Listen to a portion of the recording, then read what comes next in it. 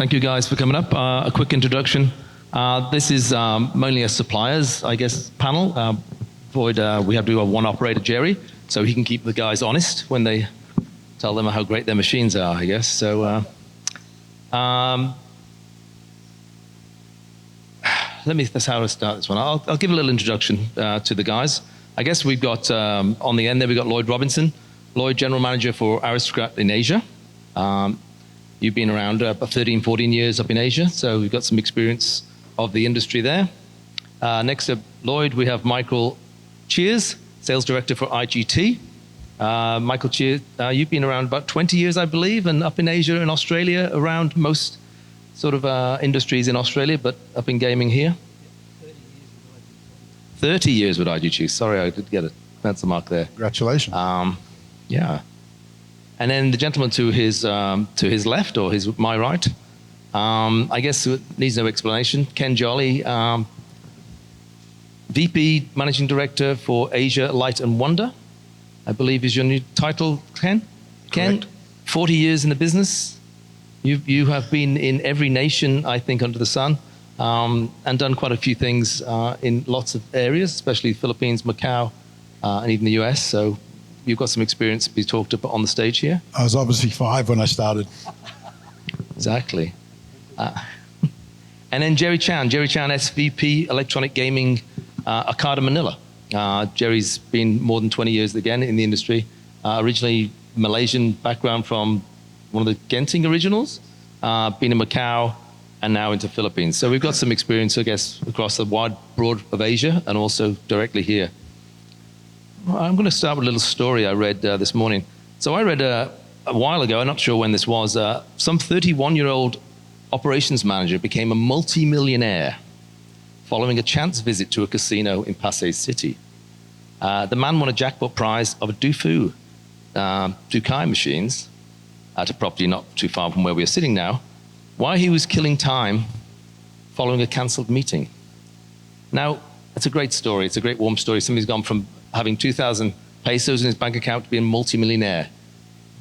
Is this one of the reasons that's driving local slot play in the Philippines? I guess that's where I'm sort of heading with that one. One of your machines, Ken. I mean, that's... Well, you weren't called to verify a jackpot or anything like that at the time? So. First of all, what a great product. No, actually, when you consider that Dofu Dukai has been around in the marketplace now for 13 years, the original version, usually products don't last that long, but this one has lasted. It changed the face of the company, what we were called back then, and certainly it's made the company who we are today. The Philippine market, and excuse me, I got a bit of a cough there. The Philippine market is very much a jackpot market, and we're finding that the products we bring here, we have to tweak the available jackpots in the product, because there's certainly a desire in this market to go chase large, life-changing jackpots. And that's certainly what's, you see between the operators, is quite a competition in that area. Okay. So, electronic games are usually the biggest driver of revenue in most worldwide casino markets, Macau being the opposite, as we've talked in many places. Tell me about your experience, Jerry. You've seen a big, obviously, slot play here. What's the percentage of slots versus table revenue in Okada? To be honest, first I need to make a bit adjustment. Actually, the Macau slot market is not that small. It's the table is too large. That's why make the slot is too low. But if you ask me, the slot market, yes, Philippines is really a slot market. So if you ask me, it really depends. To be honest, I would say like maybe 50 to 60% of the GGR. And do you see much difference with the product from Macau to here? You get in, besides jackpot, obviously driving the floors? As Ken mentioned, Philippines is very unique. When I first come here, I don't expect this is like a progressive link market. But when you look into it, and more in depth you study, then you will feel like, oh, everyone is want to have some large amount of jackpot to do the life change. So that's why all the manufacturers started developing something that make the players life changes, and then killing the operator, because we need to ensure that everyone can make their life change by hitting the jackpot. So for the products, Michael, what products are you of yours, I guess, are performing well, Javier, in what you're doing? Definitely, from our perspective, we need to focus on link progressive for this market, but it's important for us also who've have quite a strong base in standalone games and have for many years a lot of favoured games across the Asian market, like the Cash Cove family of games, etc. But we're also looking at continuing to build that link progressive market. We've actually, with our Beijing studio, who we've recently put into a larger premise, dedicating 4 new links for this market over the next 2 years coming out of that studio. That's an important thing for us to be able to build our footprint there. And but also, I think the other thing that's interesting for us is adapting our product to the markets of each of the different markets around Asia. And what we're looking at is certainly in Macau, because of the camera requirements on link progressive, is potentially, while still playing hard in that market, identifying products that have a fixed bonus on the game to negate the need for the operator to have that set up as a camera. So it'll be a standalone product as such, but it could be a family of games, so it looks and feels like a link, but to a large extent, you don't have to have the cameras on that, and it does give the operator much more flexibility. So that's some of the things we're doing. And Lloyd, how's Aristocrat sort of performing? Yeah, look, from our point of view, I think the guys covered a little bit there. From a Philippine sense, Peter, I mean, this is really the engine of Asia when it comes to electronic gaming, and I think a number of panels earlier today validated that. You know, this is a 25,000 machine market, which is 2x any other market within Asia. So from our point of view, we've really been all in terms of game development, particularly for Philippines, Peter. You know, we made a conscious decision early pandemic, you know, when all of us were, you know, very focused on managing our business, to continue the game development pipeline.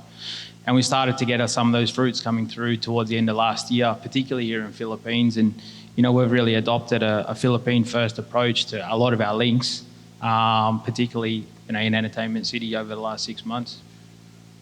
Ken, do you have anything to add about your products? I know. Yeah, like, I mean, we take products to all the markets, but they are actually tailored to each market. You know, like I said earlier, the jackpots for the Philippines is very important. We find some of the products in Singapore, even though Singapore is generally like a 10-year-old market now, but it's a fairly new market, but it seems to be a very mature market because, yeah, it's used to the players from Malaysia coming, or that we played in Malaysia and now playing in Singapore as well. Good. So how do you see the changes post-COVID versus pre-COVID? I mean, during COVID, a lot of places ripped out half their floors to make big spaces and put machines up. How are you seeing the changes now? You know, did we learn anything from the COVID period, Jerry? And has it changed your floor the way it looks? Actually, to be honest, nobody can be think about the COVID. When the COVID strike to us, of course, we need to making a lot of spaces to the patron. But after this pandemic, this is my personal point of view, is we should, to be honest, we should, let's say, just not a preparation, but at least make everything more spacious. Just get the preparations, because we never know there is another strike or whatever. Hopefully it's not happening. So I would say at this moment, everything is back to normal. So yeah, but we also focusing make more spacious on the floor to create more rooms, more distant, social distance at least. You guys want to fill them spaces up, I'm assuming, with... Yeah, more product.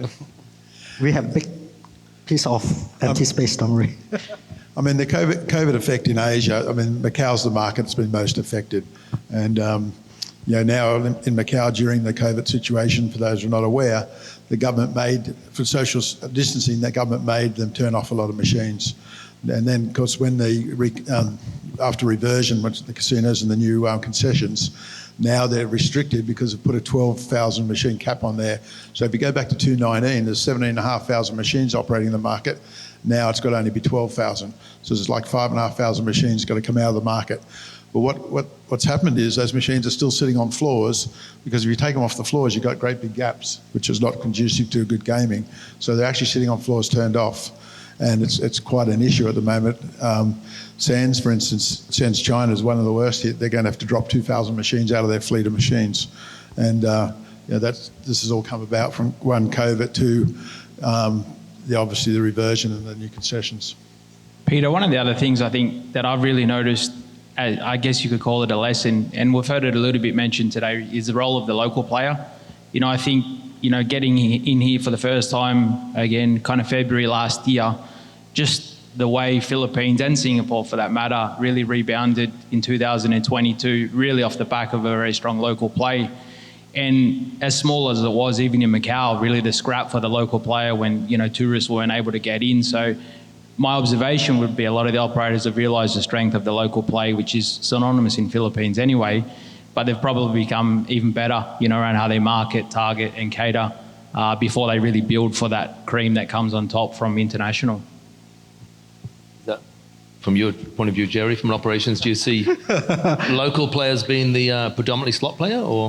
Yes, mostly slot players then follow. But I mean, during the pandemic, everything is locked down. Luckily, we have good support from the locals, so make us survive. Are the players traditionally just pure slots, or do they mix between other products like tables or? They do have some, but not that much. If they are really slot, they will focus on slot. Especially some of the high roller may be different. They are like both tables and slot. Yep. Peter, just a comment as well. Something that we've really noticed is that the pandemic sent a lot of people online for their first online experience. And it's really confirmed to us that a good game on a live slot floor is a good game online as well. Players follow those games. And I think that an important lesson that potentially COVID has taught us is it's going to be really important for us through our loyalty programs offered by the operators, through the gaming systems offered by us as suppliers, to continue that journey for the player in the online experience when they're at home.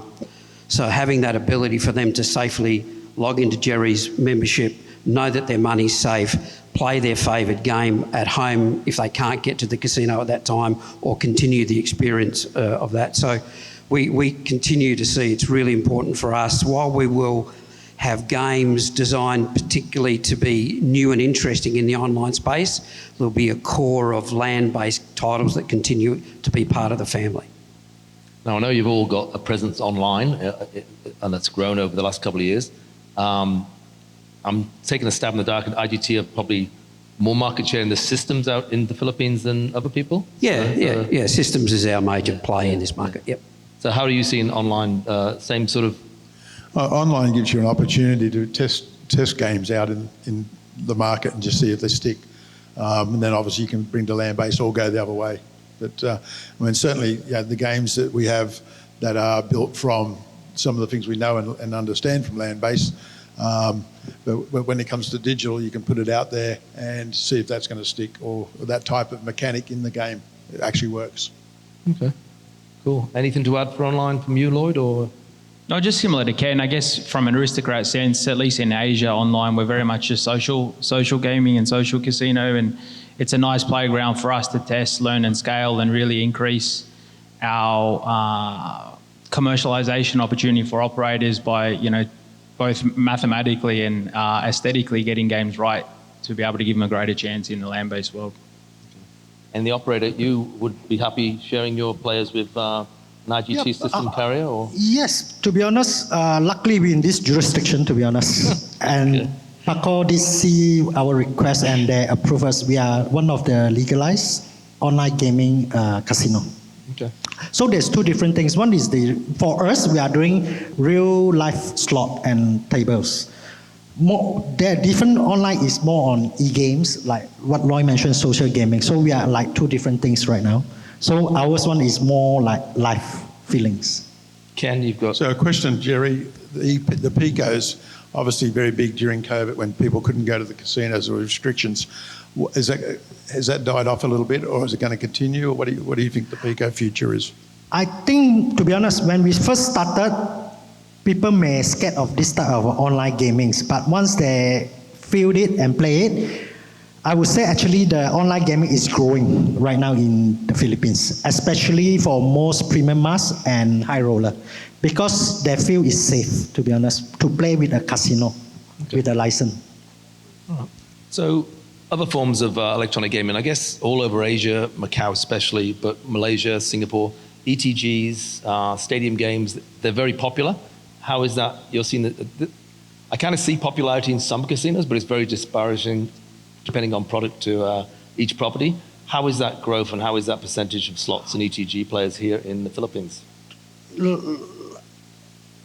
It's quite really depends on the site. For us, ETG is really not that strong compared to others. But if you talk about what the contributions of this ETG to the GGR, I would say roughly 4% to 6% of the GGR. In Okada. Okay. More or less, yes. Yeah. Yeah, I'm told by operators that that's one of the biggest growths, especially in Macau, I know, but also operators here are looking to ramp that section up. You guys, I know that you're big in that section, IGT a little bit, but Lloyd, I'm not sure where you sit in the ETG space. Have you got any feedback on those products? Well, look, I think definitely we've seen in Asia the growth of ETGs from a regional sense the last couple of years, especially early pandemic, as people had hygiene issues and there was some migration to tables. I mean, from our point of view, it's a segment that we watch and look at to make decisions into the future. But I think these guys would probably be better placed playing in that than us. The ETG market really took off when Macau with the live dealer, and that became very popular in the Macau market. There's been some virtual tried in that market. It's not as strong. But one of the things that is strong in that market and has now taken over into the other markets, and you see it here in the Philippines as well, is the pods, the 6 and the 8 banks, be roulette, be craps, be whatever. And the latest trend now is to actually do standalone versions of that.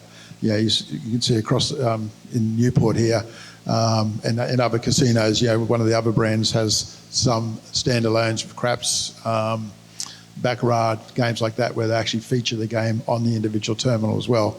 Again, our company, we've got a new version of Roulette X, we call it Roulette X, but it's our version of Roulette where you can multiply up to 500 times on your win, and we have a new baccarat out in a standalone. So stadiums were big, sort of died back a little bit. Probably in Macau, the company that's got the majority of the floors there hasn't really developed into the future as well as they could have. And then the pods took off. Those companies that put special features under the pod games, and they really work, like the Money Wheel, for instance. And then, of course, now it's standalones, and a lot of companies are now driving into that standalone ETG. I think a couple of things I noticed with ETG. One is they were seen as a safe place to gamble in that as people came back to casino after COVID, they're naturally spaced in their layout, so they were seen as that. And plus, the way they were laid out meant that they could generally all be on to a certain extent, depending on the rules of that jurisdiction.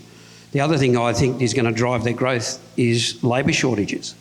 And I know one major casino in Asia that is having to drive their ETG spend because they can't get enough dealers. Yeah, and we talked about the labour shortages in the last panel. Yep. So I'm surprised that, I see it being very disparate. It's sort of different from property to property. Some properties are going large in that section, other properties aren't. So I'm quite interested to see how that is, how that's performing.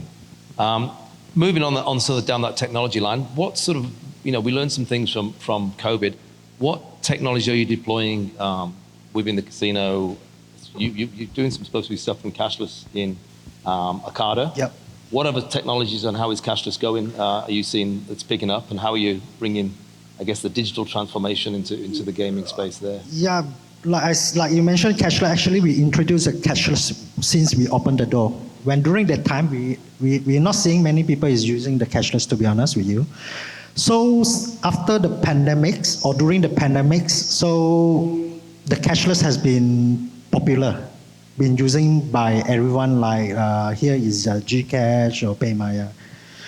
So we take the opportunity, so we try to revamp our e-wallets to make it more convenience to the players in terms of you can do top up, you can spend using these e-wallets in our retails, F&B, hotel, and of course, not social gaming, for entertainment as well. So we see a big growth right now because people may not like to touch the hard cash because of the hygienes, they want to carry a bundle of cash. So it's like giving people more convenience and easy. And Ken, systems-wise, you have obviously more technology, but do you use those here? Certainly, we're getting a lot of inquiry now about cashless. You're starting to see that more in markets around the world. We get a lot of call for business intelligence, where the systems are much smarter and looking at how you really break down that information. And again, AI and understanding the player, but not so much understanding the player, understanding the player's playing habits. And you're going to see more of that come into products, particularly in systems over time. But certainly the initial thing will be cashless. Probably just to follow on from Ken's point, definitely cashless is a thing, and there's a topic on that following session today, which I think will be very interesting, because there's some markets that are being forced down that path versus others that have been astute enough to introduce it as a value-added option to their players, such as what Okada have done. I think the other thing from us, from a system technology perspective, is definitely the continuation of intelligent rewards or intelligent bonusing. So player does X, gets Y. Immediacy, which is what our future players, anyone at this stage that we want to grow in the market, that 18 or 21 plus, are all about immediacy. They want that reward immediately. It's not about to them building up huge amounts of points. It's about what, if I've spent 500 in the machine, what are you going to give me? So those sorts of things. And I think the development of the service window technology, which we have through the systems to sell the whole property and how we can interact with that as well. I think that's all part of our future growth in that technology space. Okay. I think the other area of growth that we've seen, Johnsy, is really just in LED and signage, and just the way casinos are really trying to create that retail experience, especially as they're rebounding from COVID and creating a real compelling reason to come to a land-based property as opposed to consuming online. I mean, right around Asia, some of the budgets you're hearing from casinos now to spend in the signage to really elevate that experience now is remarkable compared to where it was pre-pandemic. Cool. As far as getting products to the market here, I mean, the local regulator is very progressive on growth in the casino industry. Is it an easy market to bring new product and new systems in? Easier than, obviously, other markets, I'm assuming, or? It's fairly straightforward. I mean, they're about to introduce, or they're developing a new standard right now for electronic gaming machines, and we've had a first read of that. We're waiting on some feedback.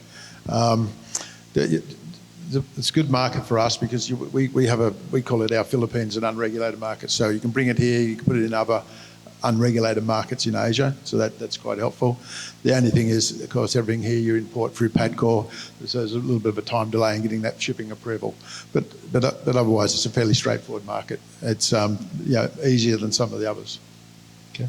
Anything to add? Ken mentioned it before, but we use the Philippines as our Asian test bank scenario. We have active test banks. In fact, Jerry has some product from us that we cycle through every quarter. And we only choose markets where it's easy for us to bring product. And with four global studios, from an IGT perspective, there might be something coming out of Graz or something coming out of the Australian studio that wouldn't normally be driven into this market, and the opportunity to easily get those games into the market, get them approved and run them in a test bank. So we're very comfortable with the rules at the moment. We trust it, and we really appreciate PADCOR's position of opening up and communicating with operators and suppliers. We trust that won't change too much in any of the new regulations. So we look forward to being certainly an easy market to do business in. Cool. And, we talked in the previous session of the growth, the number of new casinos coming online within the region and also outside the region. With slots being a big percentage, obviously you guys are going to be getting some great sales. How are you feeling, Jerry, about the competition with slots expanding, especially in the Entertainment City area? You feel it's positive or negative? I'm still positive, to be honest, because based on the analytic, we can see double-digit growth year on year. Forget about the pandemic. Actually, when you compare to 2019, the last year, 2022, actually is a double-digit growth. So what I can say right now is, if we continue to grow, we'll be positive, and most of the operators need to work together to make it more healthy rather than to create something surprise everyone in the middle, like cutting throat. I believe everyone agree, like a jackpot war. And if you had a wish list for the next 5 years of growth to get to a $10 billion gaming revenue in Philippines, you're going to need some great product from these guys. So what are they bringing or not bringing that you'd like to see on the floors here? Actually, most of them, they're already in the right trend, to be honest. But if you ask me as an operator, of course, I want them to bring something more affordable to the operator. Agree? Because sometimes you need to understand, as an operator, we have a lot of expenses we need to spend, especially rebate to the player. We want them to come in actually is to enjoy their life, to entertain, rather than to kill them. So our profit margin is very slim.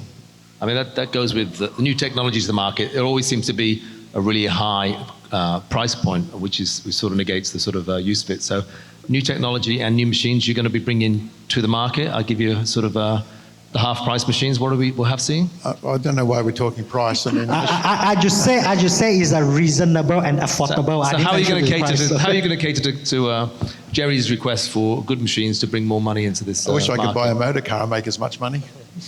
Get a Tesla.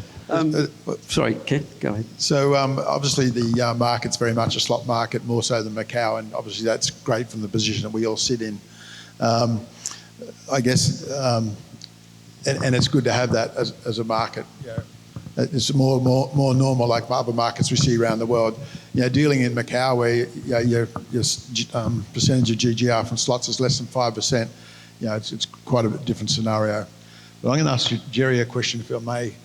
So Solar North, or in Quezon City, is going to open probably the last announcement was Q1 next year. Obviously, some of the players that are playing in the Entertainment City today are coming from Quezon City. What kind of effect do you see that having on your property, and how are you going to negate that? My personal opinion, I would say, is different markets. Quezon City may have X percentage in our database. So what I can see is, after the pandemic, one thing I learned from one thing I learned from there is actually people start more willingness to spend, because they want to enjoy their life. So I would say the next focus should be the non-gaming, to help to boost the gaming. To boost the gaming revenue. I'm not sure everyone is agree, but products, everyone is the same. What we can try to boost the business is non-gaming service, technologies, and some marketing and promotion and rebates, those things. I think to go to the gaming side before, Jerry, you asked kind of Jerry's wish list.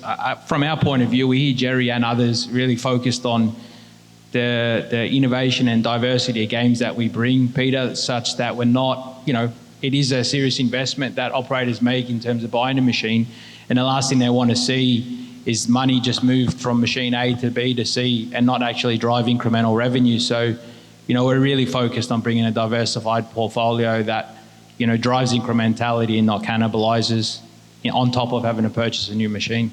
Good. I was just going to add to Jerry's point about, and what a surprise that Jerry would raise the price of machines as a subject. Come on, I didn't mention about the price. I just say something more affordable to the market. Okay, please understand, okay? You're the number one dealer, mate. You make life very hard for us sometimes, Jerry. But I'm pleased to announce. I'm not harsh. I'm quite reasonable, guys. That's why we enjoy doing business. Okay. What I'm pleased to say, Jerry, is that what COVID also has taught us is diversification of commercial models. And I think that might start to change a bit in this market, where instead of it just being the cabinet purchase, we either have hybrid models whereby the hardware is purchased and the game is leased, or there's pure leases, and I think that will grow, so that Jerry has the option whether he wants to invest in the hardware or whether he wants to simply say, I don't need this CapEx outlay, I'd rather fund this through my OpEx. And I think those models will be looked at a lot more across Asia generally. I tend to agree, and I think with the way the software's moved, even with Microsoft or any software out there now, you're paying a monthly fee and you're getting the sort of update and the services and everything with that. And I think that's a a great model moving forward to save capex. I disagree, to be honest. We've still got to, Surprise. we've got to get to that 10 billion mark, and we've also to get those life-changing jackpot machines more out for the Filipino people. I'm going to open questions up to the audience. If you've got some inspiring questions for these either vendor or operator, please make your way to the microphone.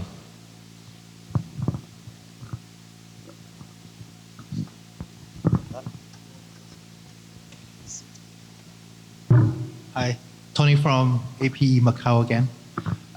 Since we've got all the major manufacturers present and one of the major operators here, I want to ask a very future question because there's a lot of experience on the speaker panel. In my 7 years experience in the gaming industry, really I haven't seen much product innovation and change. A slot machine is still a random generator with some graphics, and table games or ETGs are essentially old casino games that have been automated. So I'd like to ask the panel, in the next 5 years, are we really going to see true product innovation? Are the games going to change? Will they change more towards skill games? And also I ask the operator, is there a demand for this type of more innovative gaming experience? Well, slot machines have to be, by law, a random number generator machine, so you're a little bit limited there. I think where the slot machine is going to change is more in the hardware and some of the other offerings there. There are also some of the features, the way they're done, may not always be done electronically. It may be done some other way.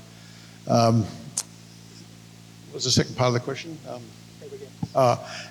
Table games are obviously traditionally designed around what is a traditional casino table game. So we're all trying to put extra side bets or other features, multiplication factors on the wins into those sort of games and make them a little bit more exciting. But I guess you're not going to see lots of dramatical change in the games in the next 5 years anyhow. But what you're probably going to see is more in some other innovation in cabinets and systems.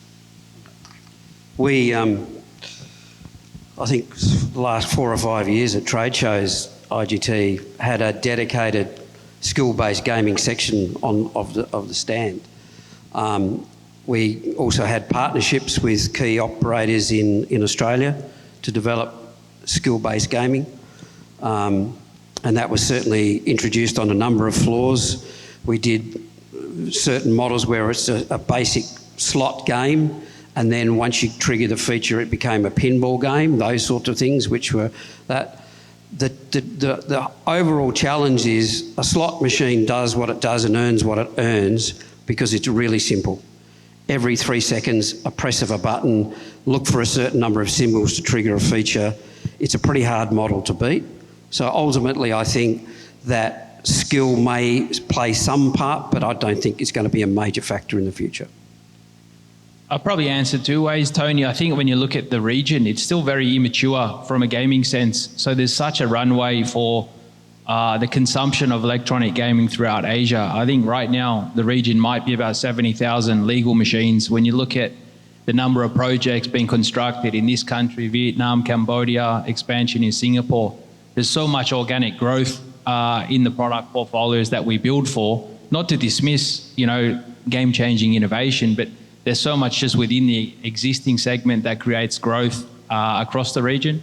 And the second bit I think I'd probably add is just that role of technology, maybe not necessarily in the physical machine, but probably what you'll start to see is that integration of devices on floor and that connectivity from an omni-channel sense, I think might be that true game changer you're talking about. But obviously that takes a huge role with regulator as well. And I'll just answer for table games. Tony, come and talk to us on 148. Yeah, Tony, I just want to add on a bit. Sorry about that, Peter. I just want to let him know about. Sometimes I agree you need to have the more innovation, but some of the games, the base game, the original design base game, we can't change. What we can do, like Ken said, is just for table games, add up more different side bets. 777, double A's. You can see all kind of odds is coming out right now on baccarat tables or sick ball or roulettes. For the slot side, if you look back to maybe 15 years ago, they do have many way they deliver the free games, but it's too time consuming. For the operator point of view, we want something that you need to balance how you deliver the free games and how fast you can complete the free games. If you develop something, I can give you 100 free games. During the free games, you get the free games. People may get bored. So they need to find tunes of this. So I would say that the base game, the actual development, we can't change. What we can do is just add a bit on top to make it look different. Thank you very much. Any more questions from the audience before we wrap up the panel? Nope. Well, I'm going to say thank you to the panel up here. Thanks very much, Ken, Mike, and Lloyd, and Jerry. Thank you very much. Thank you.